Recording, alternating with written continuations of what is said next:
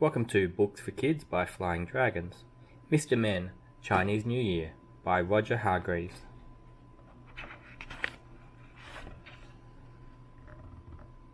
Little Miss Neat was very busy cleaning her house.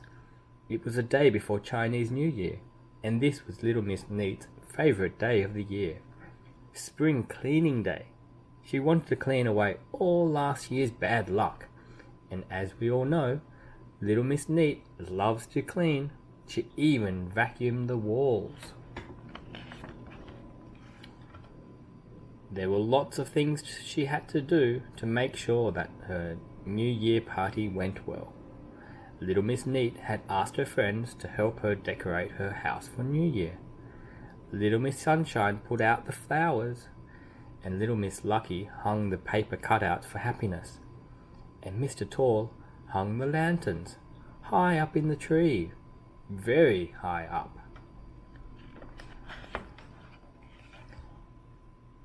And then Mr. Wrong hung the lucky Chinese poems, upside down, which turned out to be the right way up, because it was lucky to hang them upside down. It's not often that Mr. Wrong gets something right.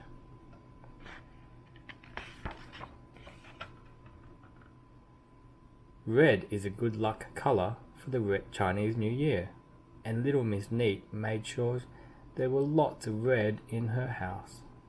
For extra luck, Mr. Silly got out the red paint and painted the doormat. And Little Miss Neat did not think this was very lucky. What a mess! Little Miss Splendid used the coming celebration as an excuse to buy a new hat, a truly splendid red hat. Everyone was very excited when they arrived for New Year's Eve dinner that evening.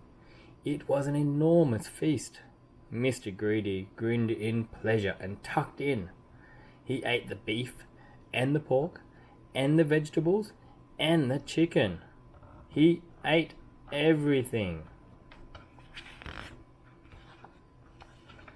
He even ate all the fish. Little Miss Neat was not very happy because it was a Chinese New Year's custom to leave some of the fish.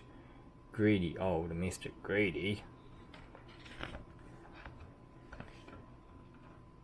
Each New Year was represented by a different animal. There were 12 animals, and Little Miss Naughty was born in the year of the rat. After dinner, she crept up behind Little Miss Shy, wearing a red rat mask.